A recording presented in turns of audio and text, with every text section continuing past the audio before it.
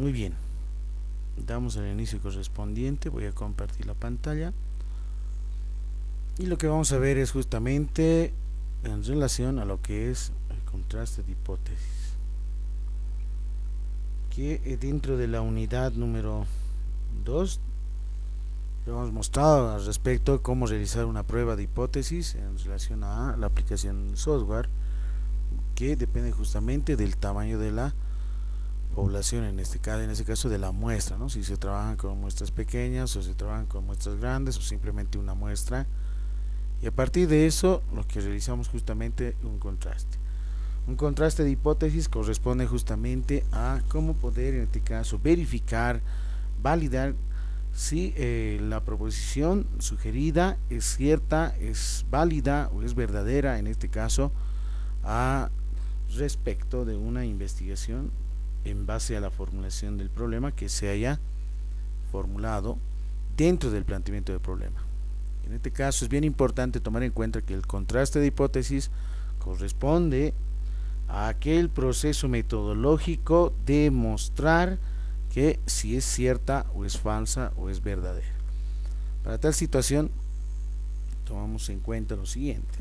Bueno, vamos a ver lo que es justamente la hipótesis de manera muy concreta, pero los que nos interesan ahora son estudiar más aún en profundidad lo que es la hipótesis nula y la hipótesis alterna, que son justamente netamente para una metodología, en este caso cuantitativa, que justamente está enmarcado dentro del, en este caso del plan. Aquí está, este es el plan de trabajo, estamos en la unidad número 4, contrastación de hipótesis y metodología cuantitativa, ¿sí?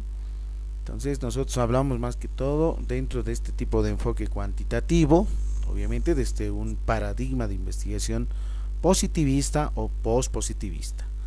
Tomamos en cuenta para las investigaciones mismas en formular esa proposición que es justamente la hipótesis de investigación, convertirlas en hipótesis estadísticas con relación al uso de parámetros estadísticos, ya sean el promedio, la mediana, puede ser la varianza, la desviación típica estándar. En relación a esto es bien importante tomar en cuenta también el nivel de significancia o de significación, que es justamente alfa, y la probabilidad de error, en este caso del tipo 1, es el que mayormente utilizamos, y esto es lo que se ha mencionado en la unidad número 2. Ahora, ¿qué es una probabilidad? Una probabilidad es aquella función, se podría decir, que va de un espacio muestral en el intervalo 0,1, vale decir, una probabilidad simplemente de un determinado evento es un valor numérico que está en el rango de 0 a 1. Esa es la probabilidad. La probabilidad corresponde con respecto a un espacio muestral. ¿Y qué es un espacio muestral? Un espacio muestral justamente se encuentra en estadística inferencial. Se define el espacio muestral aquel conjunto de todos los posibles resultados de un determinado experimento. Es decir, dentro de la metodología cuantitativa hablamos de experimentos. ¿Qué tipos de experimentos? Vale decir, diseños en este caso experimentales del tipo preexperimental, cuasi experimental o el experimento puro. Es la que se toma en cuenta dentro de esta metodología cuantitativa. Las que mayormente se utilizan son las de diseño preexperimental, como también las de diseño cuasi experimental. ¿Y qué significa este término de poder realizar un experimento determinado?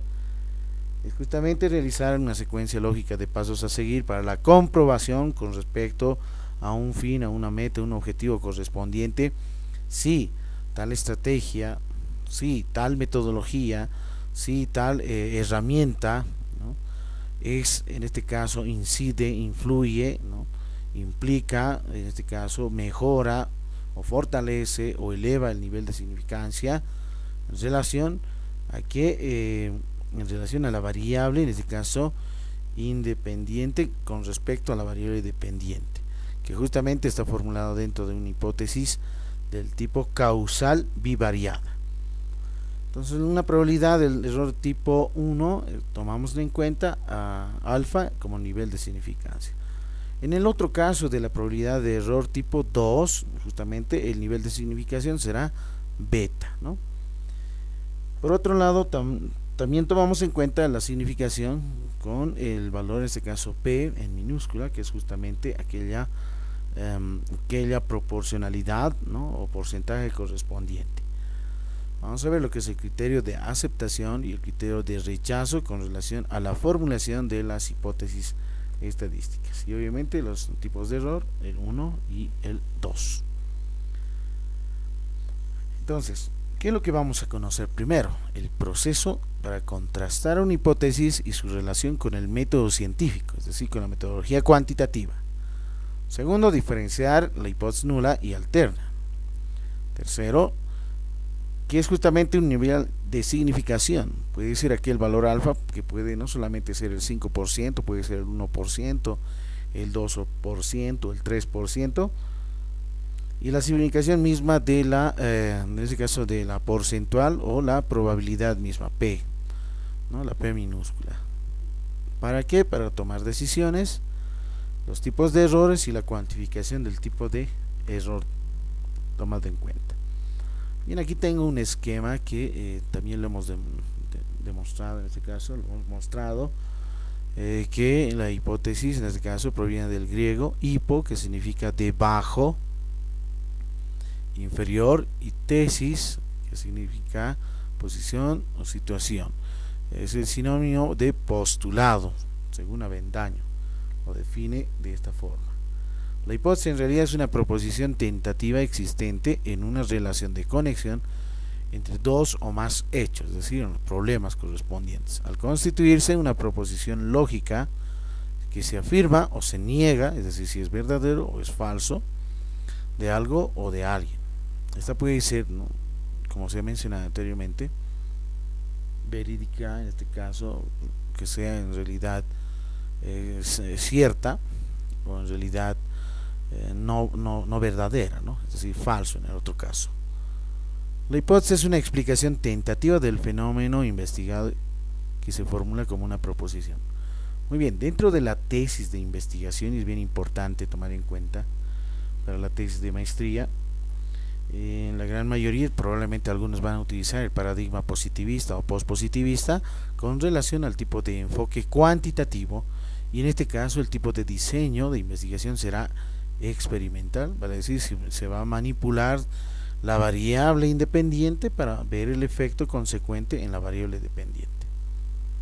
La independiente es justamente la manipulación con respecto a un cierto tipo de herramienta, estrategia, instrumento que pueda mejorar, que pueda fortalecer, que pueda incidir de manera positiva o tal vez de manera negativa, es la que justamente se va a ir demostrando posterior.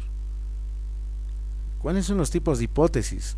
Según Hernán Sampier y otros, como Copa, Calderón, White y Ticona, mencionan las hipótesis descriptivas, que lo hemos visto en la unidad número 2, también conocido como hipótesis de estimación. Y estas hipótesis descriptivas son hipótesis que se formulan para pronosticar a futuro, ¿sí? La gran mayoría de las investigaciones descriptivas no contempla hipótesis, pero a menos de que se haga una pronosticación a futuro, ¿no? Por eso es conocido también como hipótesis de estimación. Por otro lado, existen las hipótesis correlacionales, es decir, con el tipo de investigación correlacional, que corresponde justamente a ser bivariadas o multivariadas en estos dos casos. En el caso, por ejemplo, de correlaciones bivariadas, será, por ejemplo, X, si solo si Y, o pueden ser correlaciones multivariadas, X1, X2, si solo si Y, o X1, X2, si solo si Y1, Y2, Y3, etcétera, ¿no?, la multivariada correspondiente, y que obviamente también puede existir una variable interveniente. Tenemos aquí como tercero la hipótesis de diferencia entre grupos, ¿no?, diferencia entre grupos, ya sean grupos dependientes, independientes, si son con las mismas características que se están tomando en cuenta, o si se va a realizar una comparación de grupos, ¿no? Es decir, supongamos que yo quiero realizar un trabajo de investigación dentro de la Universidad Pública del Alto, en la carrera de odontología, y quiero hacer una comparación con respecto a los estudiantes también de la misma carrera de odontología, pero de otra institución, puede ser de la Unifrance, ¿no?, de la Universidad France Tamayo. Entonces, lo que yo puedo hacer aquí en respecto a estos dos grupos diferentes de dos instituciones, obviamente de la misma carrera, ver si existe alguna diferencia con relación a, podría ser el nivel académico, el de aprendizaje, eh, inteligencia, los test de inteligencia, podríamos comparar probablemente tal vez cierto tipo de índice o valor o promedio o mediana o moda con relación a desviación estándar o la varianza correspondiente, pero con respecto a una variable cuantitativa. No olvidemos que las variables cuantitativas son aquellas que son medibles, como son las variables discretas y continuas. Las discretas que contemplan justamente un número entero, y aquellas que son las variables continuas que corresponden a un número decimal, es decir, se va trabajando con números reales. Como cuarto punto se tiene la hipótesis de causalidad o de explicación. Esto simplemente es de relación, ¿no? Implica, ¿no? Incide, influye, ¿no? Es decir, P implica Q o X incide en Y, ¿no? Hipótesis de causalidad, de explicación. Son dos del tipo, pueden ser hipótesis causales bivariadas, como también las hipótesis causales multivariadas, ¿no? Es decir, X implica Y, o puede ser X1, X2 implica Y, o bien X1, X2 implica Y1, Y2, Y3, ¿no? Etcétera. Entonces es la implicación correspondiente, ¿no? También se lo conoce dentro de la lógica formal y filosófica como la ley, en este caso, la ley de la condicional, ¿no? Ley condicional, ¿no? Es decir, también se lo conoce como condicional, en este caso, univariada, ¿no? Es decir, de una relación de implicación. Mientras las de correlación ya con respecto a la bicondicional, ¿no? Es decir, el sí solo sí correspondiente.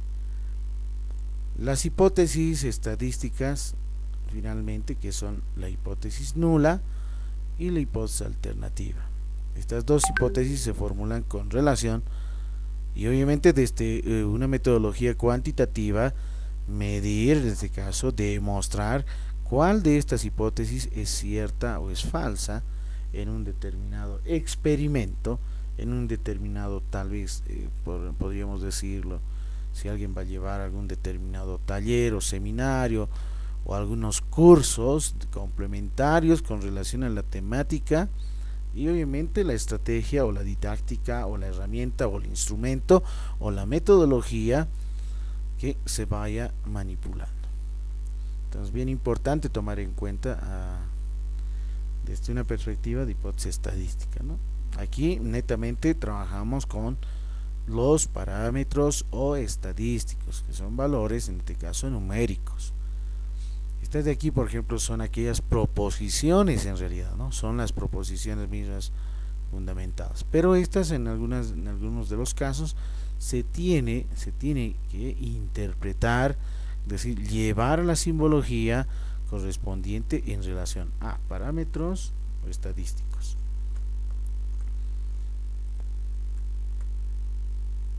No olvidemos que los componentes de una hipótesis de investigación, no estamos hablando aquí de hipótesis nula y alterna, ¿no? Los componentes de una hipótesis de investigación son, en primera instancia, las variables, las unidades de observación, los términos lógicos o conectivos lógicos, el ámbito de referencia y el horizonte temporal. Aquí, por ejemplo, las variables correspondientes que se están indagando, ¿no? Las unidades de observación son justamente aquellas personas. Si voy a trabajar con estudiantes de nivel universitario, o voy a trabajar con docentes del nivel universitario, o voy a trabajar con maestros, o voy a trabajar con padres de familia, ¿no? Las unidades de observación. O también se los conoce como unidades de análisis. Seguidamente tenemos los términos lógicos. ¿Cuáles son estos términos lógicos, no? Puede ser, por ejemplo, mejora, eleva, máximo, menor, que son términos lógicos, ¿no? Incide, influye, implica, entonces. Dentro del ámbito de referencia tomamos en cuenta, ¿no es cierto?, el contexto de las unidades, ¿no? Es decir, si yo voy a trabajar con estudiantes universitarios, ¿de qué universidad o de qué carrera en realidad, ¿no? ¿Sí? Si voy a trabajar yo con docentes, ¿no? Si yo quiero hacer una comparación correspondiente, tendría que identificar, ¿no?, su ámbito de referencia, ¿no? Docentes de dónde, de la ciudad del Alto, de la ciudad de La Paz, de alguna determinada institución de educación superior. Entonces hay que identificarlo muy bien. Y el horizonte temporal es aquel que denota el tiempo, ¿no?, el tiempo estimado, ¿no?, si se va a realizar durante las gestiones 2021 al 2022, ¿no?, o en realidad simplemente lo voy a realizar durante la gestión 2021 o durante la gestión 2022. Entonces es bien importante, por ejemplo, este horizonte temporal, porque a la hora de formular, por ejemplo, dentro de la tesis, que implica justamente delimitación, ¿no es cierto?, la delimitación de la investigación, delimitación temporal, por ejemplo, ahí se indica, se menciona, si yo lo voy a ir realizando el trabajo académico, científico, en un determinado momento y espacio, vale decir, desde un tipo de diseño transversal o transeccional, ¿sí? Pero ¿qué pasa en el caso longitudinal? Si va a ser longitudinal, el tipo de diseño, en este caso, será probablemente tal vez durante la gestión o gestiones 21-22, ¿no?, o desde la gestión 2021 a la gestión 2022. Entonces esa es la parte importante de tomar en cuenta el horizonte temporal. Estos son los componentes de una hipótesis de investigación. Ahora bien, entonces, ¿qué hacemos para contrastar una hipótesis? Es bien importante, ¿no?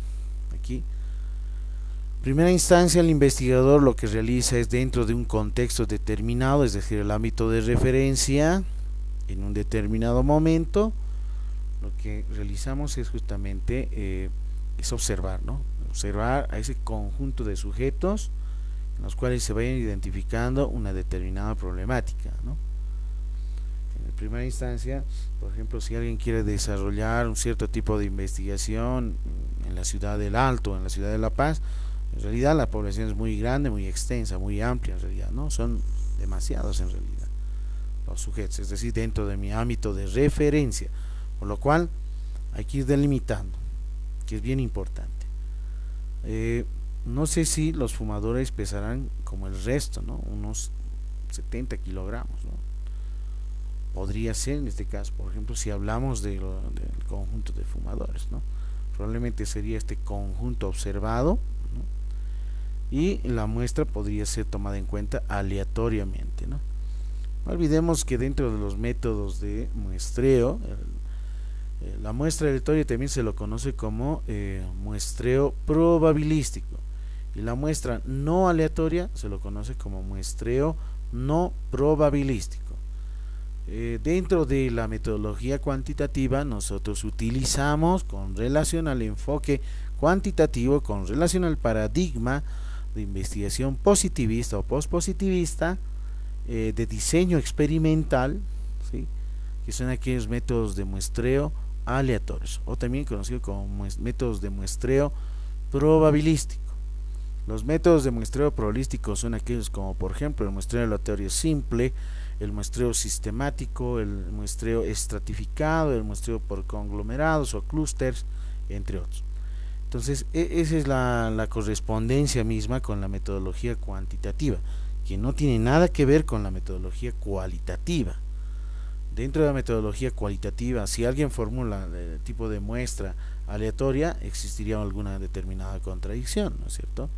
Y más aún, si queremos determinar dentro de este ámbito de referencia conocido como la población, que es una gran cantidad inmensa de sujetos, en los que se tiene que utilizar cierto tipo de cálculo, lo podríamos mencionar de esta forma, para determinar el tamaño de la muestra, ¿no?, que son aquellas fórmulas correspondientes con relación al nivel de significancia, con las probabilidades tanto de éxito y de fracaso, el error de muestreo estimado, ¿no?, si va a ser este caso del 5%, en la gran mayoría de las investigaciones se utiliza el error de muestreo del 5%, el nivel de confianza, también conocido como de fiabilidad, al 95%, que según la tabla normal estandarizada Z corresponde el valor de 1.96.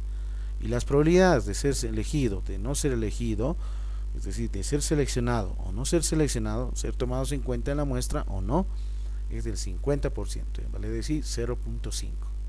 Tanto éxito y probabilidad de éxito como la probabilidad de fracaso. Por lo tanto, dentro de esa metodología se va determinando el tamaño muestral, se sabe cuántos son, supóngase que son aquí, por ejemplo, 3, pero de este conjunto, de esta población determinada, ¿quiénes van a ser los 3 elegidos? ¿Qué tipo de metodología o metódica se está utilizando para la selección? Entonces, para definir muy bien de manera concreta la muestra, es bien importante utilizar métodos de muestreo. Puede ser el muestreo aleatorio simple, que mayormente, usualmente se utilizan. Puede ser el método probabilístico sistemático, puede ser el de estratificado o por estratos, y eso va a depender mucho del ámbito de referencia, ¿no? Es decir, de la población. Puede ser justamente estratos en los cuales si son estratos, por ejemplo, muy grandes o inmensos, tendría que ir identificando, ¿no? Según al tipo de método de muestreo aleatorio o probabilístico, por afijación simple o por afijación proporcional, que son dos tipos de métodos de muestreo que también se utilizan usualmente.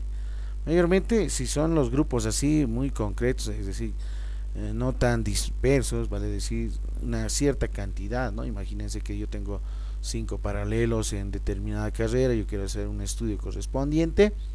Paralelo A contempla, por ejemplo, digamos 50 estudiantes, el paralelo B 49, el paralelo C 48 y el paralelo D 51. Por ejemplo, ahí yo tengo en este caso 4 grupos, ¿no es cierto? Es decir, 4 estratos correspondientes, es decir, esos estratos ya están conformados en grupos, ¿no? ¿Por qué? Porque existe ya una lista en realidad, ¿no? Entonces lo que podría utilizar es el método de muestreo sistemático, puede ser por un lado, o bien puedo utilizar el método de muestreo estratificado, ¿no? Es decir, por paralelos tendría que ir seleccionando cuántos sujetos los voy a ir tomando en cuenta. Pero para tomar en cuenta esto es bien importante tener, pues, sobre todo en este caso, si este conjunto, ¿no? Este conjunto de la población para la muestra misma puede ser o bien por afijación simple, si todos tienen, por ejemplo, un rango, el valor mínimo es de 48, supongamos, y el valor máximo es 51, entonces hago la diferencia 51 menos 48, por ejemplo, ¿no? Ahí vamos a obtener, por ejemplo, una diferencia de 3, es decir, de diferencia de 13 estudiantes, ¿no? Por paralelo, aproximadamente. Por lo tanto, podría utilizar la fijación simple desde un valor mínimo, ¿no? Es decir, el valor mínimo es de 48, entonces podría tomar en cuenta en el primer paralelo 48, en el segundo paralelo 48, en el tercer paralelo 48 y finalmente el cuarto paralelo, que eran 48 en realidad, ¿no? Tomar en cuenta todos los 48 sujetos o estudiantes a ser tratados, ¿no? Entonces ahí, por ejemplo, es una fijación simple, ¿no? Una fijación simple, donde todos los paralelos tienen una cantidad igual a 48 estudiantes. Pero ¿qué pasa en algunas situaciones? Tal vez las diferencias o el rango sea muy grande, ¿no? Imagínense que tengo un paralelo de 150 estudiantes, tengo un paralelo de 50 estudiantes, tengo el tercer paralelo de 20 estudiantes y finalmente un paralelo que contempla, supongamos, 200, ¿no? Entonces miren ahí, por ejemplo, la diferencia de rango es muy grande, muy extenso, ¿no? Entonces no voy a utilizar en este caso, ¿no? una metodología, en este caso un método de muestreo aleatorio estratificado por afijación simple. ¿Por qué? Porque los estratos son de distintos tamaños y hay una amplia diferencia unos contra otros. Por lo tanto, el tipo de método de muestreo aleatorio será el estratificado por afijación proporcional. Es decir, yo voy a ir extrayendo la proporcionalidad, es decir, el porcentaje, ¿no? Si yo tengo aquí la sumatoria total, supóngase de los 4 paralelos es de 100, no lo sé, o tal vez 300, Entonces, a partir del tamaño de la población debo determinar el tamaño de la muestra y consecuentemente sus porcentajes, ¿no? Si tengo 300 en sumatoria total, ¿cuánto equivale a 150 estudiantes en porcentajes? ¿Cuánto equivale a 50 estudiantes en porcentajes? Que son justamente utilizar tablas de distribución de frecuencia, que es justamente la columna de la frecuencia relativa, ¿no? La que se determina. Y entonces ese es el tipo de procedimiento para la selección misma, ¿no? De una determinada muestra. Ahora, ¿cómo los vas a ir eligiendo? Puede ser de manera aleatoria o utilizando la lista de los paralelos con relación al método de muestreo sistemático. Puede ser un caso, o bien utilizando algunas otras metodologías, ¿no? Como la tómbola, la urna, donde cada uno de los sujetos tiene un nombre, le asignan o un número y van seleccionando o se van extrayendo, ¿no? Aquellos valores.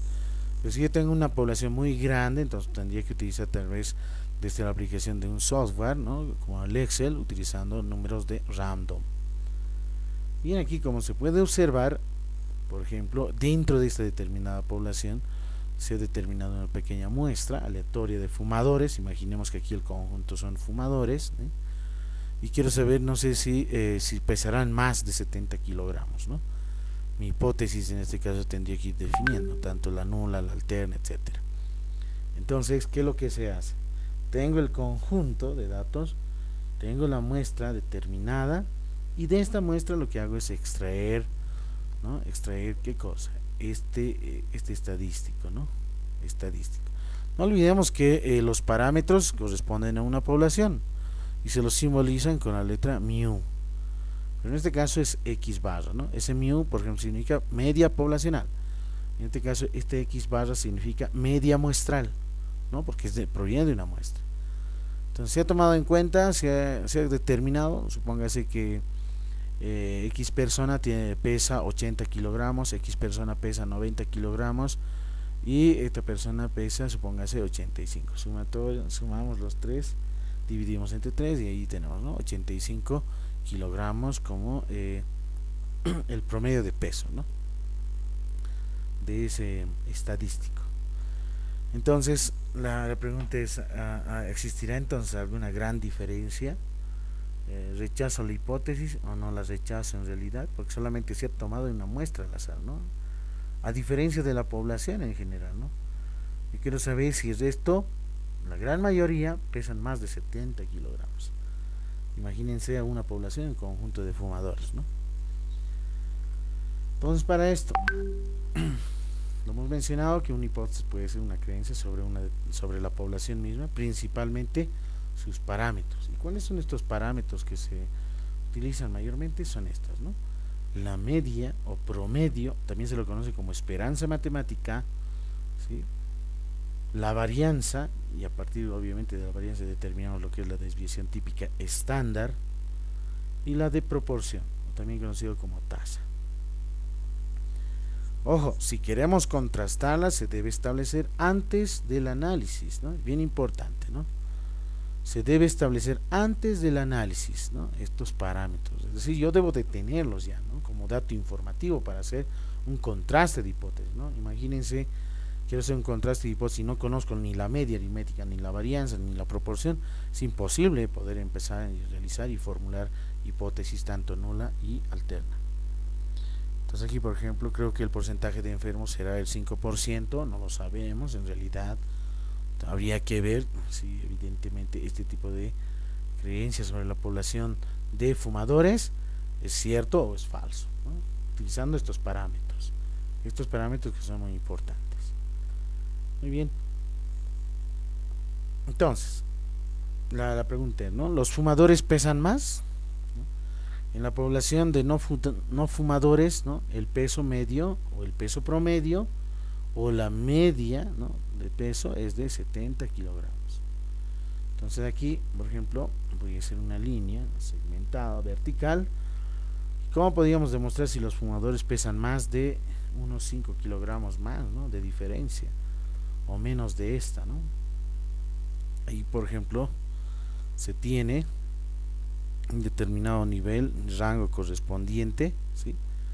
Por ejemplo, tenemos aquí de 70 a 75 con respecto a la campana de Gauss. y que obviamente en el trasfondo mismo de esta campana corresponde a una determinada de un conjunto de datos que contempla un histograma, como pueden observar, de distribución, en este caso simétrica, ¿no? Las distribuciones simétricas son aquellas que contemplan áreas iguales, en este caso, ¿no? Se dividen en dos áreas iguales. Entonces, aquí por ejemplo podríamos demostrar si los fumadores pesan más de, en este caso más unos 5 kilogramos por demás, ¿no? A partir de los 70, por ejemplo, si vemos aquí, tenemos esta distribución correspondiente, o en esta otra, ¿no? Que se puede ocurrir, tomamos muestras de tamaño 4, es decir, y calculamos el peso medio, ¿no? De cada caso correspondiente con relación a este conjunto de datos, ¿no? Las que se están señalando dentro de este rango correspondiente, ¿no? De distribución. Entonces, para esto, lo que se necesita es lo siguiente: tomamos en cuenta decidir si los fumadores pesan más en primera instancia con respecto al tamaño muestral, ¿no? La pregunta es: ¿qué puede ocurrir si tomamos muestras de tamaño 30 y calculamos el peso medio? ¿Sí? Entonces aquí, por ejemplo, como se puede observar, lo que ocurre es, en este caso, ¿no? Tenemos la misma distribución correspondiente, pero obviamente con relación a esta línea vertical dentro del rango de 70 a 75. Entonces, como se puede observar, existe una diferencia correspondiente dentro de las distribuciones tomadas en cuenta. Entonces, decidir si los fumadores pesan más con respecto al tipo de error. ¿Qué tipo de error yo lo voy a tomar en cuenta? Entonces, tomemos la decisión basando en las muestras de tamaño 4, ¿no? Es decir, 4 por 4, 16 en realidad, ¿no? De 16 muestras correspondientes, que puede cometer justamente dos tipos de error en este caso, ¿no? Ahí tenemos el rango correspondiente, el eje horizontal y el eje vertical, y se acepta que no haya diferencia, ¿no? O bien si se acepta si hay diferencia con relación a la distribución misma, ¿no? De los grupos. Entonces, si se acepta, es decir, que si hay diferencia, entonces lo llamamos justamente o denominamos como error de tipo 1, ¿sí? Y en el otro caso, justamente, si vemos la otra diferencia, y es conocida justamente, tomada en cuenta, si se acepta que no haya diferencias, lo vamos a tomar en cuenta como la prueba o contrastación de hipótesis de error tipo 2. El error tipo 1 y el error tipo 2 corresponden a ¿qué? El error tipo 1 con respecto a alfa, el nivel de significancia, y el error tipo 2 con relación a beta, ¿sí? Son dos tipos de errores para la contrastación de hipótesis, que lo hemos mencionado en la unidad número 2 también, ¿no? Que consiste el error tipo 1 y error tipo 2. Entonces aquí se tiene la distribución misma, ¿no? Que dividimos justamente con relación a ciertas hipótesis. Si se acepta, si es que hay diferencias, error tipo 1; si no hay diferencias, error tipo 2. Entonces, para esto hacemos justamente, ¿no? El despliegue correspondiente. Si en estas distribuciones, tanto de 70 a 75, existe o no existe cierta diferencia correspondiente. Para esto tomamos en cuenta lo siguiente: identificamos las hipótesis estadísticas, la hipótesis nula como también la hipótesis alterna. Dentro de la hipótesis nula es la que contrastamos en realidad, ¿no? La que definimos en realidad en base a parámetros estadísticos. Y la hipótesis alterna de la misma forma, pero no puede ser en el caso de que niegue a la hipótesis nula y creemos de que es el mejor en realidad, ¿no? O tal vez no en realidad. Segundo, los datos pueden ser, ¿no? Pueden refutarla en este caso, tanto la hipótesis nula, es decir, de que en base a los datos no necesariamente sea cierta, ¿no? La hipótesis nula. En otro caso, por ejemplo, dentro de la hipótesis alterna H1, los datos pueden mostrar evidencia a favor, y casi en la gran mayoría, ¿no? De las hipótesis alternas son aquellas que se respaldan en base a los datos, ¿no? Y vamos a ver más adelante en qué corresponde este dato, ¿no? Triangulación de los datos, que es bien importante dentro de la investigación. Entonces, la hipótesis nula no debería ser rechazada sin una buena razón. Por otro lado, la hipótesis alterna no debería ser aceptada sin una gran evidencia a favor, ¿no? Es decir, como investigador yo sé que evidentemente esta hipótesis alterna es cierta, entonces tendría que contrastar también con los datos recolectados en la triangulación misma. Evidentemente la hipótesis alterna se acepta en realidad, ¿no? Y en consecuencia la hipótesis nula se rechaza. Entonces aquí por ejemplo yo tengo la misma diferencia de la hipótesis tanto nula y alterna. Puedo notar que la proporción, ¿no? La proporción o la probabilidad misma, ¿no? La proporción es justamente de 50%, ¿no? Es igual a 50%. O bien, en la alterna sería que la proporción es distinta, ¿no? Entonces, ¿qué es lo que ocurre en este caso? Por ejemplo, yo voy definiendo, ¿no? Voy definiendo la hipótesis nula contra la hipótesis alterna. Aquí están los parámetros. Este es un parámetro en ese caso, ¿no? Un parámetro proporcional, ¿no? Es decir, en porcentajes, ¿no? Se está mencionando que una determinada proporción, es decir, de ese conjunto de fumadores, ¿no? Se podría mencionar que el 50%, ¿no? El 50% sí, sí tienen un peso de más de 70 kilogramos. O en el otro caso, que esa proporción misma no es en este caso, no es igual a 50%, puede ser o bien mayor o puede ser menor en este caso. Ahora, cuando se van formulando las hipótesis para contraste, no olvidemos que la hipótesis alterna nos define, identifica qué tipo de representación gráfica se va a realizar. En este caso hay una desigualdad, es decir, no es igual, ¿no es cierto? Entonces, dentro de la campana de Gauss graficada voy a tener que trabajar con dos direcciones, ¿no? Es decir, una cola hacia la derecha y la cola hacia la izquierda, ¿no? También se lo conoce como la zona, ¿no? Derecha unidireccional y la zona unidireccional izquierda, ¿no? Dentro del gráfico de campana de Gauss. Entonces aquí, por ejemplo, se está mencionando, se formulan las hipótesis correspondientes. Entonces, bien importante formular para la investigación misma. Y no solamente, ¿no? Y no solamente puede ser esta igualdad, podemos tomar en cuenta la desigualdad menor o igual, ¿no? Es decir, la proporción es menor o igual, o puede ser mayor o igual, ¿no? La proporción es mayor o igual.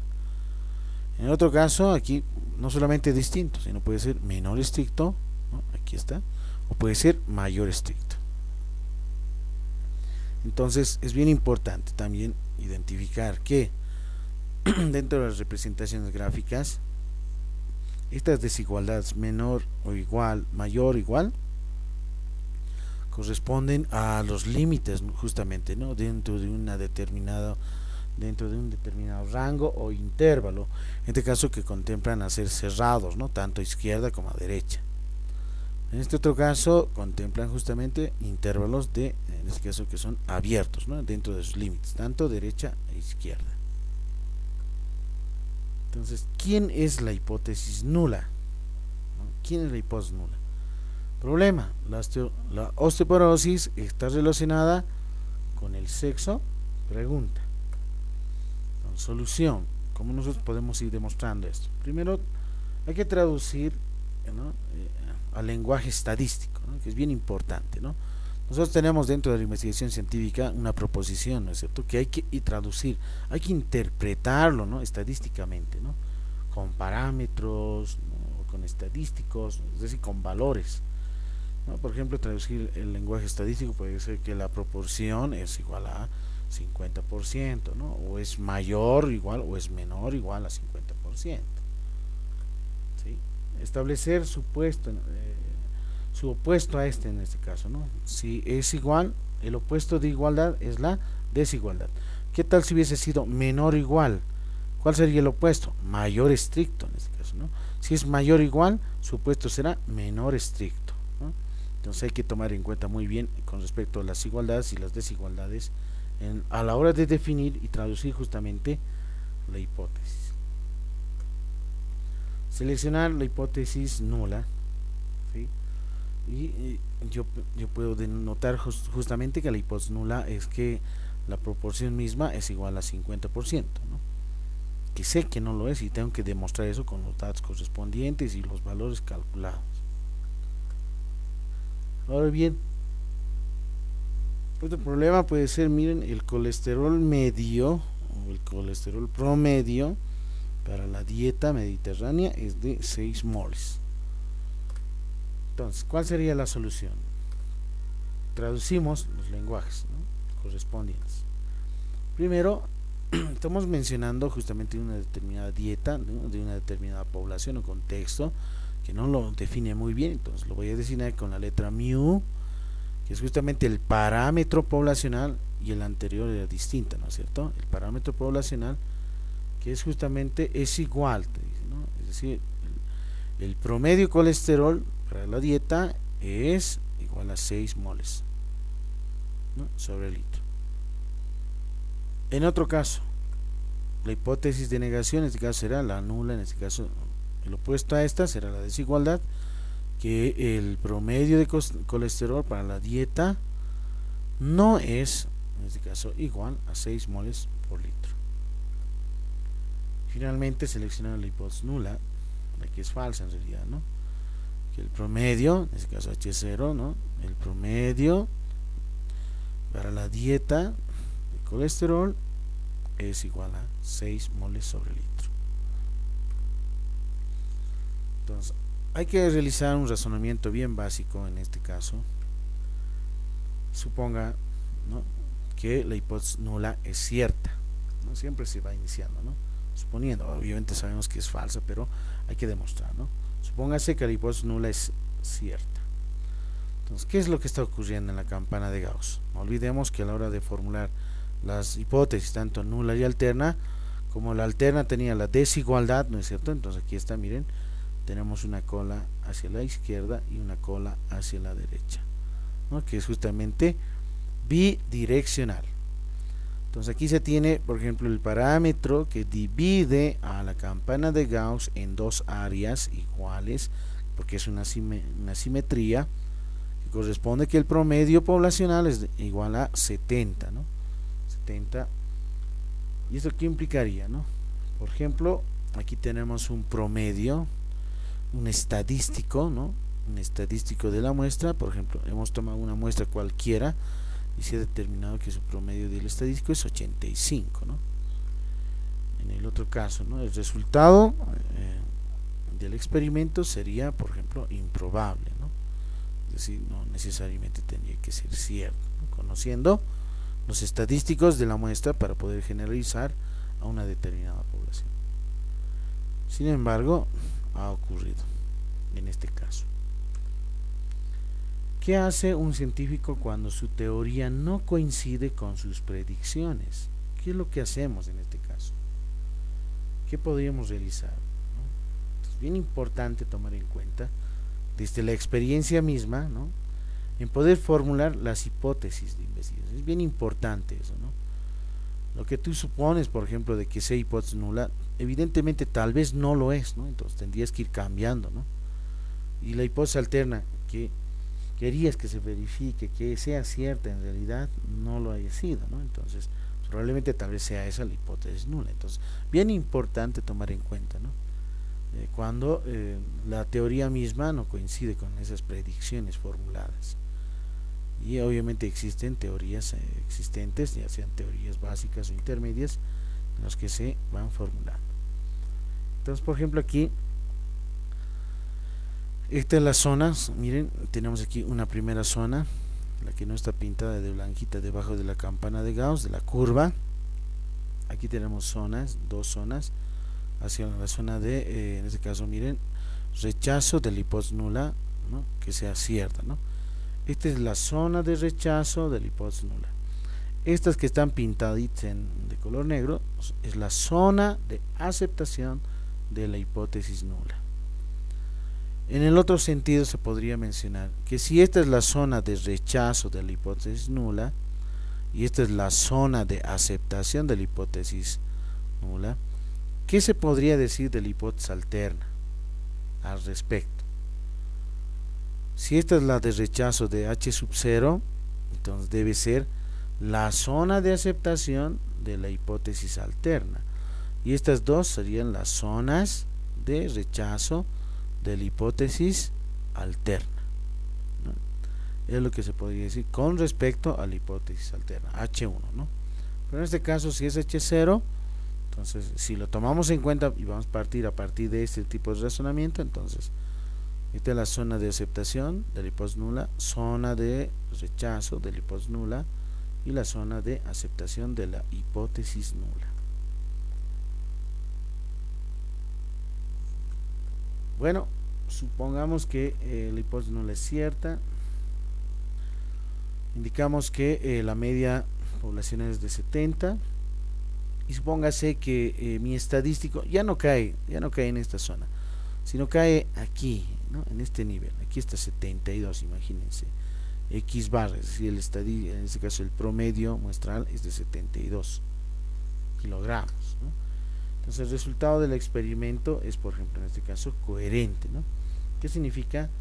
Que si cae en esta zona, significa que ¿qué ocurre? Se rechaza la hipótesis nula y en consecuencia se acepta la hipótesis alterna de investigación.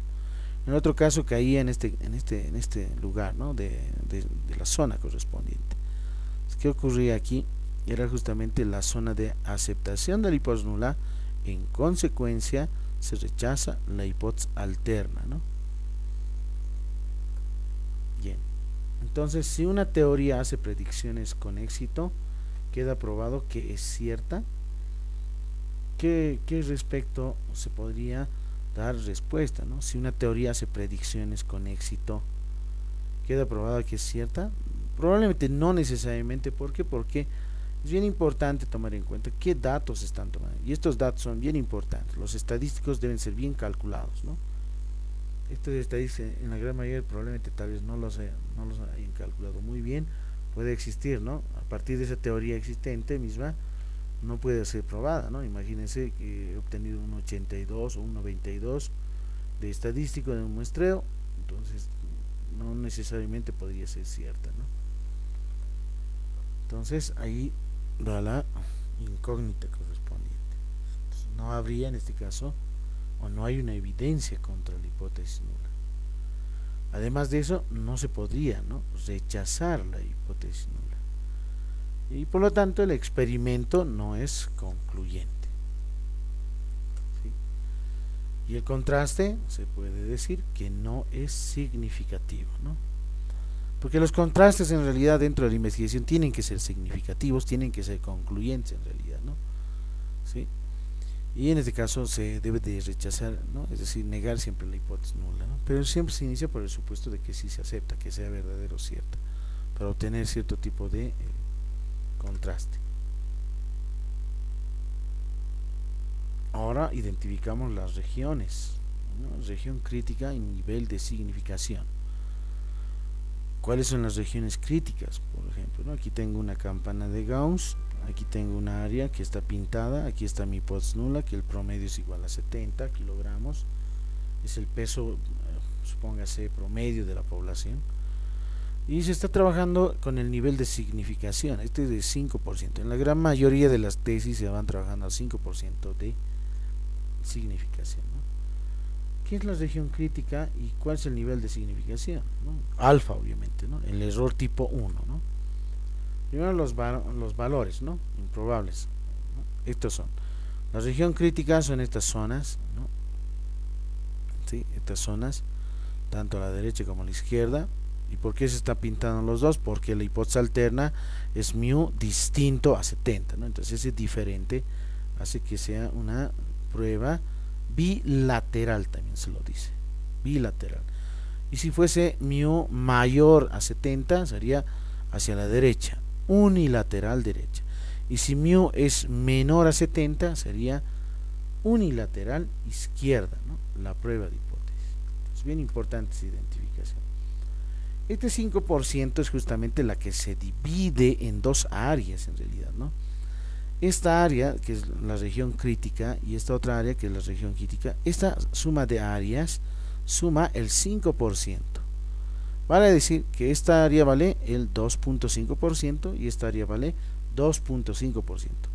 La suma de 2.5 más 2.5, ahí obtenemos el nivel de significancia del 5%. ¿Y qué pasa con esta área que no está pintada, ¿no? ¿Sí? Esta área, por ejemplo, será, no olvidemos que debajo de la curva, ¿no?, su área siempre es igual a 1, es decir, el 100%. Pero si yo tengo aquí 2.5, 2.5 y sumado los dos me da 5%, ¿cuánto sería esta área que no está pintada? Obviamente, lógicamente, el 95%. Entonces, este nivel de significancia es muy importante, ¿no? Toman los rangos de 1 al 5%, puede ser 2%, 3%, eso depende a un número pequeño del nivel de significancia. No puede sobrepasar más del 10%, ¿no? Entonces, ahí, por ejemplo, no se tiene mucho sentido o significado. La mayoría de las tesis van trabajando con un nivel de significancia del 5%. La región crítica es conocida antes de realizar el experimento, es decir, los resultados experimentales que puedan refutar a la hipótesis nula. Por otro lado, fijado de antemano también para el nivel de significancia por el investigador, es decir, este alfa, ¿quién lo define? El investigador, ¿no?, el que está realizando la tesis, ¿no?, para su prueba o contraste de hipótesis, ¿no? Él es el que define, ¿sí? Estas regiones no las define el investigador, ¿no? ¿Por qué? Porque va a depender mucho cómo yo vaya formulando las hipótesis, ¿no? Las hipótesis estadísticas. El nivel de significación es obviamente aquella probabilidad de rechazar la hipótesis nula cuando es cierta. Entonces, estas zonas, que son regiones críticas, son zonas de rechazo de la hipótesis nula. Y esta que no está pintada puede ser la zona de no rechazo de la hipótesis nula. Contraste unilateral, bilateral, la que hemos mencionado nuevamente. Es bien importante tomar en cuenta la posición de la región crítica y depende de la hipótesis alterna o alternativa de investigación. Esta de ahí que están viendo es una prueba bilateral, ¿no? Como por ejemplo la hipótesis alterna es la que define, ¿no?, esta desigualdad, este símbolo. Y en los otros casos puede ser unilateral izquierda, puede ser unilateral derecha. Ahí está. ¿Sí? Entonces, ¿por qué unilateral derecha? Porque la hipótesis alterna está definiendo que el promedio población es mayor a 70, ¿no? Ahí está la dirección, mayor en este lado, sentido derecho. En este otro caso dice que la hipótesis alterna está definiéndose que el promedio poblacional es menor a 70, ¿no? Entonces, es bien importante, ¿no?, para las representaciones gráficas, es decir, para los contrastes de hipótesis, si va a ser unilateral izquierda o va a ser unilateral derecha o va a ser bilateral, ¿no? Entonces, ¿de qué depende? Cómo se formule la hipótesis alterna. Aquí, por ejemplo, con la desigualdad, prueba bilateral. Con la desigualdad mayor que, unilateral derecha. Con la desigualdad menor que, o menor estricto también se lo conoce, unilateral izquierda, ¿no? Es decir, con esta área nomás se trabaja, ¿no? Ya no con las dos, como en este caso, ¿no? Aquí, por ejemplo, si el nivel de significancia era el 5%, esta área, ¿cuánto valía? 2.5% y este 2.5%. La suma de los dos daba alfa igual a 5%. En este caso, por ejemplo, aquí, este sería el alfa, ¿no? Alfa sería ¿cuánto? Esta parte, 5%, ¿no? No hacemos división, ¿no? Porque imagínense, 5 dividido entre 1 sigue siendo 5, ¿no? 5%. En este lo mismo, ¿no? Va a ser 5%. Y toda la área que falta es 95%. En este lo mismo, ¿no? Es 5% y la área que falta, que no está pintada, va a ser el 95%. En este otro caso dijimos que esto por debajo vale 95%. Este es 2.5, 2.5 y la suma total es justamente el 100%, ¿no? 1, si hablamos de probabilidades. Entonces, la significación ahora de las proporciones. Bien importante identificar, como se puede observar dentro de la campana de Gauss, ahí tenemos justamente la área, ¿no?, correspondiente, o la región, ¿sí? Entonces, ahí está el nivel de significación, ¿no? Este es el nivel correspondiente. Para hacer una gráfica se tiene que identificar cuál es ese valor numérico También se lo conoce como el valor crítico, ¿no? A partir del valor crítico identificamos cuánto es este valor, ¿no? Con relación al nivel de significación. Entonces ahí tomamos en cuenta utilizando justamente la tabla, ¿no? Que se les ha pasado en la unidad número 2, las tablas en ese caso de pruebas que sean TD Student o pruebas de distribución normal Z estandarizada. Todavía se lo puede mencionar que a partir de la campana con respecto a la zona o la región crítica, el alfa es justamente ese valor o dato numérico, ¿no? Que es en este caso el 5%, y esta área que no está pintada y obviamente falta, ¿no?, el complemento, sería el 95%. ¿Qué pasaría si alfa fuese 3%? Entonces esta área sería 97%. Si alfa vale 1%, ¿cuánto sería esta área? El 99%. Entonces la suma de los dos obviamente da el 100%. Supóngase que mi promedio muestral es de 72 y cae justamente en esta zona. Entonces, ¿qué zona es esa, no? Entonces ahí no se rechaza, dice, ¿no? No se rechaza que la hipótesis nula, ¿no? Es decir, que el promedio es igual a 70, ¿no? Si cae aquí. Pero ¿qué pasaría si mi promedio, ¿no?, muestral no es 72? Puede ser, digamos, 80, 92, digamos, caería por aquí, ¿no? En ese caso se diría que se acepta, ¿no? Al decir que no se rechaza, indica que se acepta la hipótesis nula, ¿no? En ese caso aquí se rechaza la hipótesis nula y en consecuencia se acepta la hipótesis alterna. Entonces estamos midiendo también, por ejemplo, si dentro de la campana de Gauss divide en dos áreas con respecto al promedio, ¿sí?, que es 70. Por ejemplo, aquí se encuentra 72, supongamos dentro del eje justamente X, ¿no? 72, aquí está.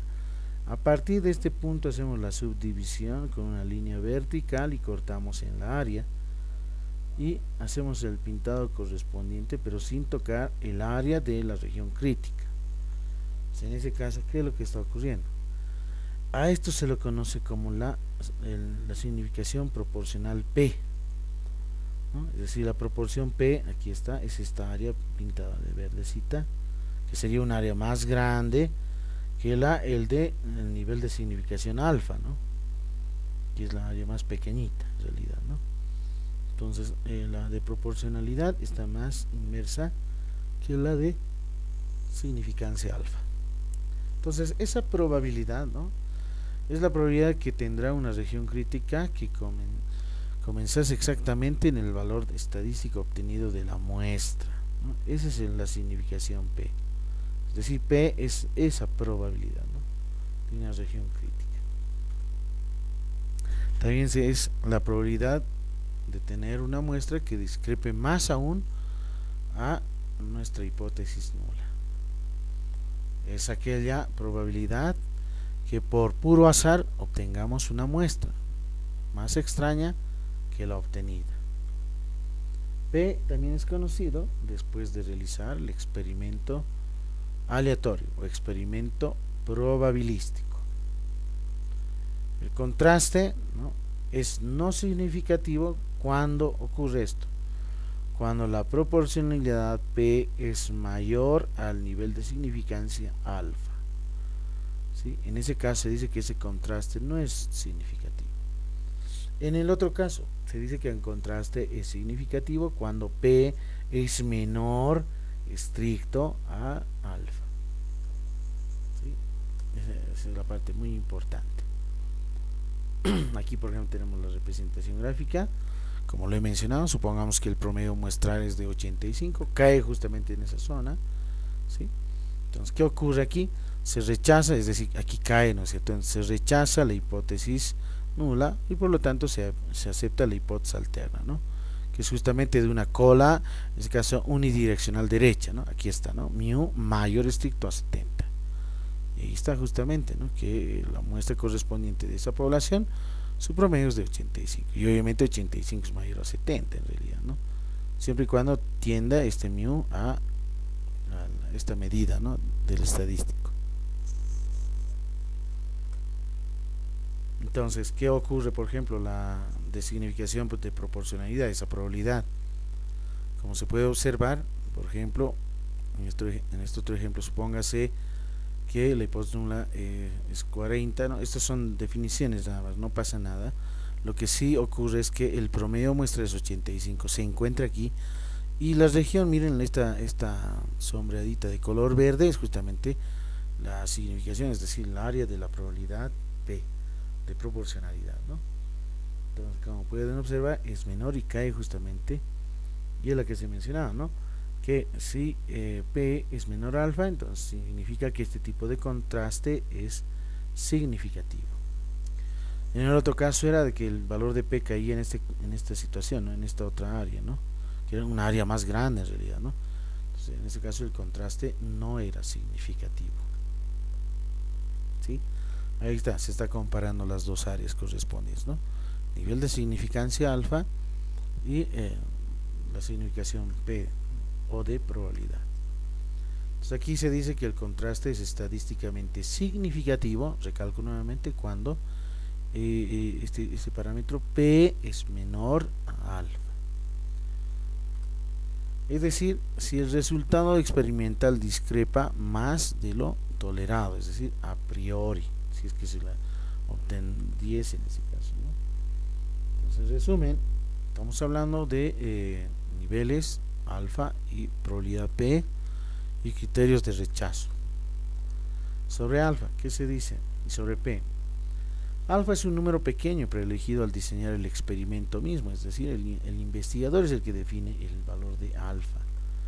Por el otro lado, P es conocida tras realizar el determinado experimento, que podemos ir calculando mediante el uso de algunas fórmulas correspondientes. Si son muestras pequeñas, qué tipo de prueba de hipótesis voy a hacer, ¿no es cierto? Si va a ser la T de student correspondiente, con relación a qué tipo de variable también, ¿no? Si son variables cuantitativas o son variables, por ejemplo, las cualitativas con relación a las frecuencias dentro de un marco, en este caso se lo conoce la chi cuadrada, por ejemplo, ¿no?, la que se utiliza para aquellas que son de variables ordinales, es decir, cualitativas. Aquí el valor de alfa es conocido, ¿no? Alfa, sabemos que todo con respecto a la región crítica. El dato en este caso conocido P, sabemos que todo es sobre el resultado del experimento, ¿no? Entonces ese es el valor en este caso, ¿no?, que se podría decir determinado o calculado en base al nivel de significancia.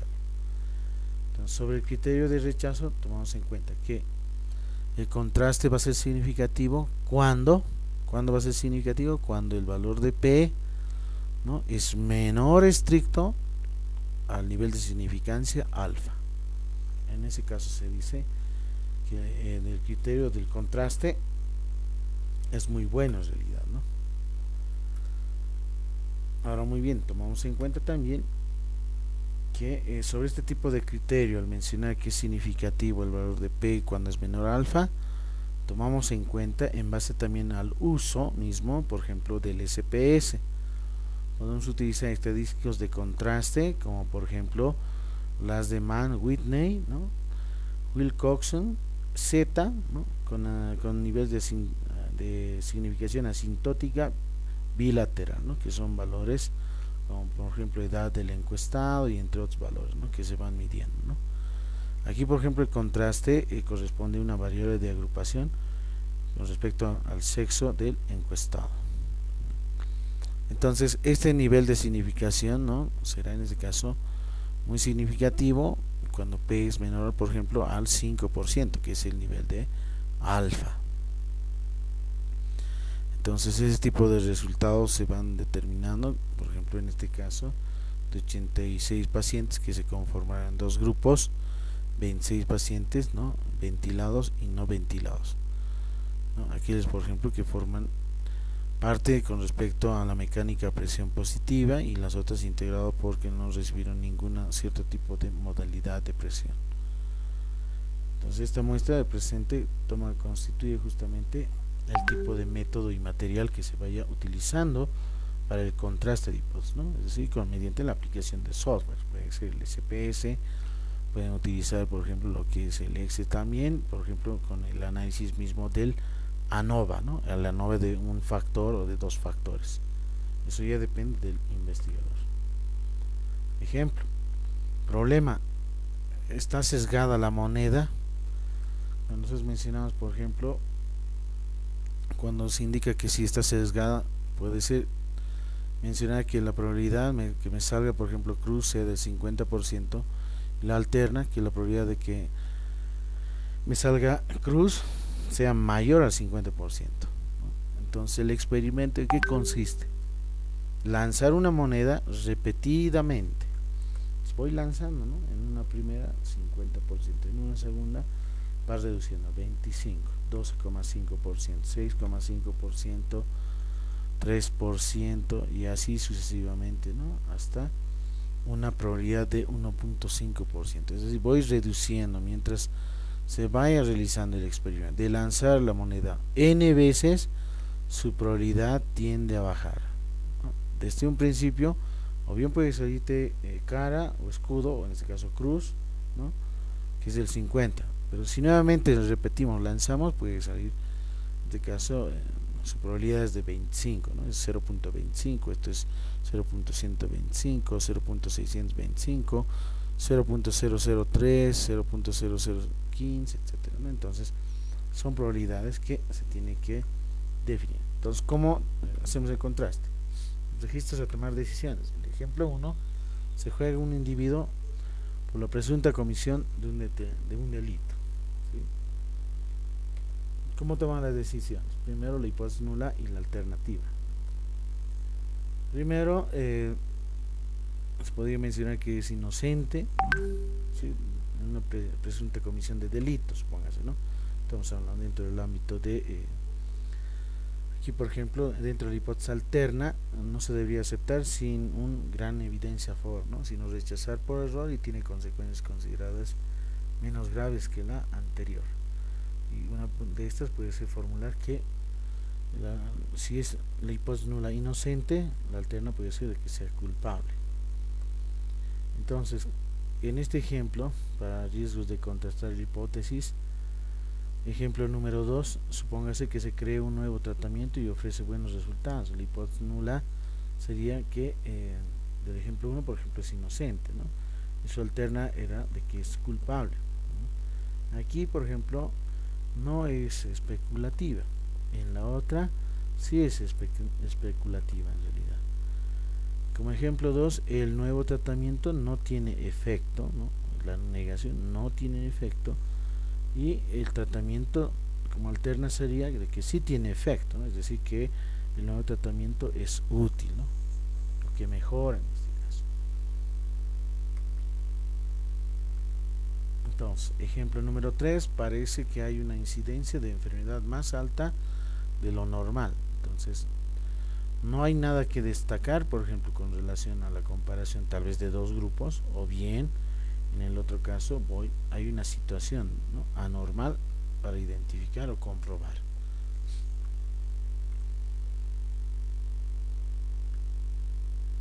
Entonces, ¿qué tipos de errores se van manejando al tomar una decisión? Tenemos una realidad, por ejemplo, ¿no? Por ejemplo, en el primer caso de ejemplo del veredicto, si es inocente o es culpable, inocente culpable, tomamos una matriz de 2×2, puede ser de que sea cierta, ¿no?, inocente, o puede ocurrir de que sea inocente culpable, ese sería el error menos grave, o puede ser culpable inocente como error muy grave, o bien culpable tomado en cuenta de esta forma. Este también se lo conoce como la tabla cruzada. Entonces, el tipo de error a contrastar dentro de la hipótesis, ¿no?, puede ser si no se rechaza o se rechaza la hipótesis nula y se acepta la hipótesis alterna. El error tipo 1 con tratamiento, en este caso con probabilidad alfa, este nivel de significancia. En el error tipo 2 utilizamos la probabilidad beta cuando se supone que la hipótesis nula es cierta o es correcta, ¿no? En el caso mismo, o bien en otro caso de la hipótesis nula sea falsa o correcta en ese caso con relación al tipo de error también. Entonces no se puede tener de todo en realidad, ¿no? Es decir, se puede trabajar con el error tipo 1 o error tipo 2, cualquiera de las dos. Entonces bien importante con cuál de estas voy a ir trabajando, cuál tiene mayor. En realidad eso ya depende del investigador cómo vaya utilizando o cuál tiene mayor facilidad en este caso, ¿no? De comprobar, hacer contraste. Recordar lo que pensaba como sensibilidad y especificidad, por sobre todo dentro de una área. Para un tamaño muestral fijo no se puede reducir a ambos tipos de errores. Hay que tomar en cuenta muy bien esto, ¿no? Para reducir, por ejemplo, beta hay que aumentar el tamaño muestral. ¿Sí? No puede ser, digamos, un tamaño muy pequeño también, en realidad. Algunas conclusiones al respecto. Las hipótesis no se plantean después de observar los datos, ¿no? Bien importante, ¿no? La hipótesis no se plantea después de observar los datos recolectados, sino antes. En ciencia, la hipótesis nula y alterna no tienen el mismo papel. Son dos cosas diferentes. Hipótesis nula es científicamente más simple, ¿no? Y aquí hipótesis alterna, el peso de una prueba recae en ella. El alfa siempre debe ser pequeño, por lo general se trabaja en un 5%. Rechazar una hipótesis consiste en observar si el valor, en este caso el parámetro, en este caso P, la proporcionalidad es menor a alfa, el nivel de significancia. Rechazar una hipótesis no prueba que sea falsa. Podemos cometer tipo de error 1. No rechazar una hipótesis no prueba que sea cierta, significa utilizar el error tipo 2. Y si decidimos rechazar una hipótesis, debemos mostrar la probabilidad de equivocarnos en este caso. Bien. Esas son las conclusiones al respecto de la unidad correspondiente. Para terminar, voy a hablar en relación a la triangulación de datos, que también es bien importante para el contraste mismo de la hipótesis, ¿no? Bien importante esto. Dentro de la tesis correspondiente, nosotros utilizamos, ¿no es cierto?, triangulación de datos, ¿no? Una triangulación que corresponde justamente a la medición misma del uso de 3 elementos fundamentales. ¿Cuál es el origen de la triangulación? Según Flick, en general los análisis de triangulación comenzaron en la década de 1970, cuando Norman Dempsey ha presentado una conceptualización más sistemática de ella. Además, Flick menciona que muchos estudios que se consideran clásicos en la investigación, por ejemplo, cualitativa, no hacen mención directa, en este caso, a la triangulación, pero utilizaron principios y prácticas que actualmente se consideran como esta. Por lo tanto, el término de triangulación se importó justamente en la topografía y la geodesia, donde se utiliza un método económico de localizar, fijar posiciones de la superficie de la Tierra, como por ejemplo. Posteriormente, especialistas como Campbell, Fiske y entre otros introdujeron la idea de triangulación en el debate de la metodología científica, ¿no?, dentro de las ciencias sociales y entre otras, ¿no?, partiendo de este sentido más metafórico. Entonces, ¿cómo se lo comprende a la triangulación? Se puede definir la triangulación, ¿no?, que incluye la adopción por los investigadores de diferentes perspectivas o posiciones sobre un problema sometido de estudio o tratado, de modo más general, en la respuesta de las preguntas, ¿no?, a las preguntas de investigación. En este caso se está mencionando la formulación principal del problema y las preguntas secundarias, ¿no?, que son complementos o que fortalecen más aún a la pregunta central. Además, la triangulación se refiere a la combinación de las diferentes clases de datos sobre el fondo de las perspectivas teóricas que se aplican a ellos. Y estas perspectivas se deben tratar de aplicar en la medida posible y en pie de igualdad y siguiendo justamente, ¿no?, por igual los dictados de la lógica misma, ¿no?, la lógica formal. Entonces la triangulación corresponde justamente a diferentes métodos o tipos de datos, que debe permitir un excedente importante en este caso, ¿no?, de conocimiento, que significa que va más allá del conocimiento posibilitado por un determinado enfoque y que contribuirá justamente a promover una mejor calidad de investigación, y lo que justamente es lo que se requiere dentro de la tesis de maestría, ¿no?, en profundidad. Entonces, hablamos de la fundamentación teórica de la triangulación. Por lo tanto, la triangulación es un procedimiento de control implementado para garantizar la confiabilidad entre los resultados de cualquier investigación y obviamente ver si la hipótesis es cierta o es falsa, ¿no?, con relación a los datos recolectados. Los resultados que han sido objeto de estrategias de triangulación pueden mostrar con más fuerza en la interpretación por sobre todo y en la construcción misma, ¿no?, que se hayan sometido a un cierto tipo de método. Esa triangulación es una estrategia, ¿no?, vista como una estrategia de investigación. No está meramente orientada a la validación, sino que persigue una amplitud de comprensión de la realidad estudiada. Para Olsen se genera un diálogo que prospera con el contraste entre aquello que parece evidente y los descubrimientos con las interpretaciones oficiales sobre un determinado objeto de estudio. Vale decir, los tipos, ¿no?, la triangulación expuesta por Norman Denzin menciona lo siguiente: tipos de triangulación, que es bien importante: triangulación de datos, triangulación de investigadores o fuentes bibliográficas, triangulación de métodos, la triangulación teórica o bien la triangulación múltiple, ¿no?, desde una perspectiva holística se lo podría decir. Entonces, la triangulación expuesta por Norman Denzin, mencionamos por ejemplo, ¿a qué se refiere triangulación de datos? Se refiere al uso de fuentes diferentes de datos como algo distinto al uso de métodos diferentes en la producción de estos, ¿no?, de datos recolectados. ¿A partir de qué? De los instrumentos de investigación, ¿no? A eso se refiere triangulación de datos. Por ejemplo, puede utilizar puede utilizar un test, ¿no?, un test de prueba, puede utilizar tal vez un cuestionario, una encuesta, una entrevista. Es decir, voy recolectando los datos y voy triangulando estos datos para poder ¿qué?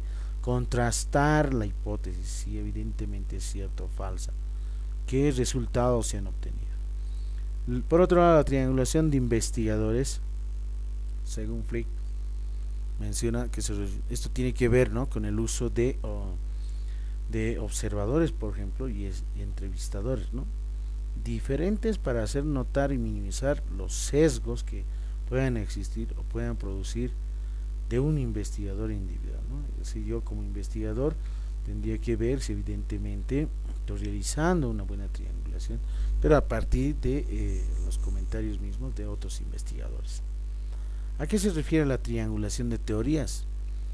Es acercarse a los datos teniendo presentes múltiples perspectivas e hipótesis, y se podría recoger datos que refutan a las hipótesis centrales. Se podrían colocar diversos puntos de vista teóricos unos al lado de otros para evaluar su utilidad, ¿no? Triangulación de teorías puede ser con relación a teorías básicas, teorías intermedias y teorías globales, ¿no?, o genéricas. La triangulación de métodos, ¿en qué consiste? Para Flick es esta la propuesta que percibe más atención. Se distingue de dos formas o alternativas, ¿no?, intramétodo y entremétodos. La intramétodo, por ejemplo, utilizar subescalas diferentes en un cuestionario para estudiar el mismo problema. Entremétodos aborda el debate sobre la combinación de métodos diferentes para limitar su reactivación. Demanda que se superen las limitaciones de los métodos individuales combinados. Triangulación de métodos. Es decir, cuando yo voy utilizando, por ejemplo, tal vez un método etnográfico con relación al método comparativo y el método histórico. Entonces ahí yo, por ejemplo, puedo ir triangulando los métodos correspondientes. Aquí se tiene de manera concreta estos tipos de triangulaciones, ¿no? Triangulación de datos, de investigadores, de métodos, de teorías y triangulación múltiple. por ejemplo, la triangulación de datos es aquella justamente que consiste en la verificación y comparación de la información obtenida de diferentes, en este caso, momentos que se han obtenido en distintos momentos, que se han triangulado los datos mediante el proceso de categorización para hacer el análisis y redacción misma para el logro de resultados y conclusiones. Por otro lado, y esto mayormente se utiliza dentro del capítulo número 4 de la tesis, ¿no?, que menciona resultados de la investigación. La triangulación de investigadores, ya lo hemos mencionado, este tipo de triangulación no se da en la recogida de datos, ¿no?, aunque sí se lleva a cabo en el momento de analizar los resultados obtenidos. La triangulación de métodos es obviamente el uso de dos o más métodos de investigación, como lo hemos mencionado, y que puede ocurrir en el diseño de recolección de datos, ¿no? Puede existir algún cierto tipo de divergencia, ¿no?, de los resultados, pero se produce justamente, ¿no?, la aplicación en esta investigación se produce en la recolección de datos y el análisis de los resultados, ya que se codifican, se analizan de manera separada datos recogidos de instrumentos utilizados, como pueden ser dosieres, historias de vida, entrevistas semiestructuradas, y posteriormente comparar, ¿no?, la validez misma de estos hallazgos. Se combinan las tres medidas cualitativas para indagar sobre el mismo fenómeno estudiado, o bien se complementa con un recuento de fragmentos de cada una de las dimensiones con respecto a una medida cuantitativa. En la triangulación de teorías, ¿no?, se refiere a la utilización de más de un esquema teórico o teoría o desarrollo conceptual unitario para probar teorías o hipótesis rivales. Finalmente, la triangulación múltiple propone la utilización simultánea de por lo menos dos procedimientos mencionados de las categorías anteriores, es decir, yo puedo ir utilizando en base a triangulación de métodos, teorías y datos, ¿no? En este caso, la aplicación en la investigación es que se ha realizado o se va realizando una triangulación múltiple porque se producen triangulaciones de datos, de investigadores y de métodos, por ejemplo, ¿no? Por lo general a esto se refiere, ¿no?, una triangulación múltiple. A ver, por ejemplo, una triangulación simple de datos. ¿Cómo lo hacemos para un contraste de hipótesis? Lo que sí debo de realizar es, y obviamente esto a partir de la matriz de operacionalización de variables, técnica 1, observación, instrumento, lista de chequeo. Técnica número 2, entrevista, instrumento, batería de preguntas. Y la técnica número 3, la encuesta, el instrumento correspondiente, guía del cuestionario, también conocido como guía de encuesta. Aquí, por ejemplo, yo tengo, mira, en base a tres técnicas y en base obviamente correspondientemente a tres instrumentos, puedo ir recolectando los datos, ¿no?, y por ejemplo en la lista de chequeo con relación a que verificar justamente la hipótesis cierta, verdadera o es falsa en realidad, si se verifica o no se verifica.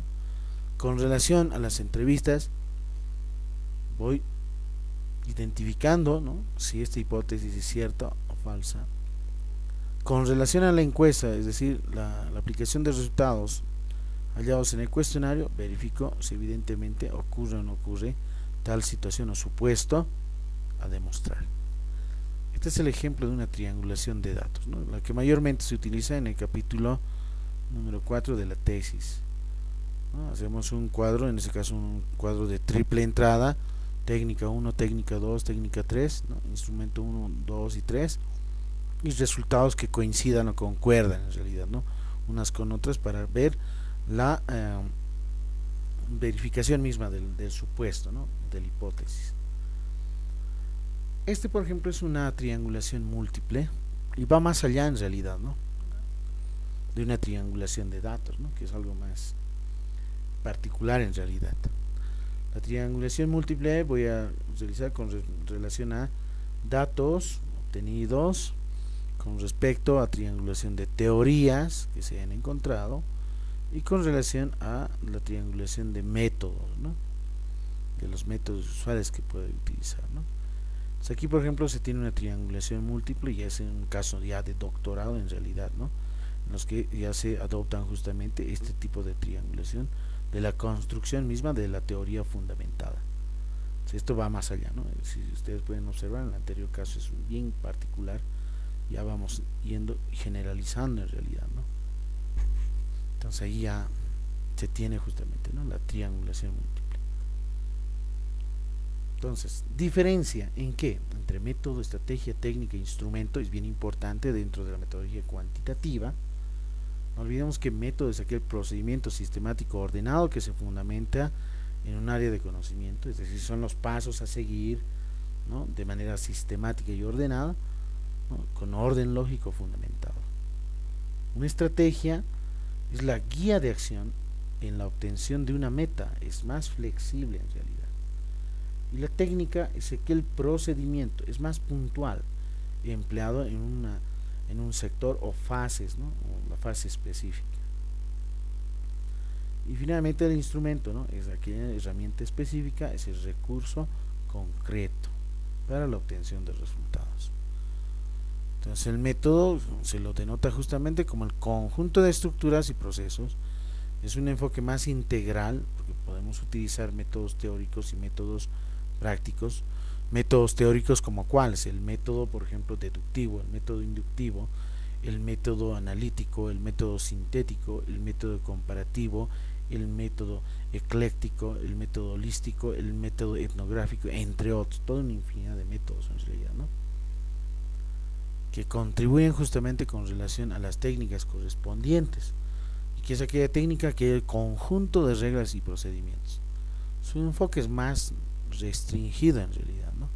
Contribuye al conocimiento o intervención de manera concreta y se considera sus límites en validez en este caso.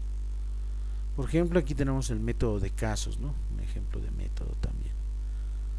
Un ejemplo de técnica, la entrevista. Tipos de triangulación y aplicación en la investigación. La triangulación además es una estrategia, ¿no?, y por estrategia de investigación se entiende la palabra, según Bulmer, la manera en que el estudio empírico particular y es diseñado y ejecutado.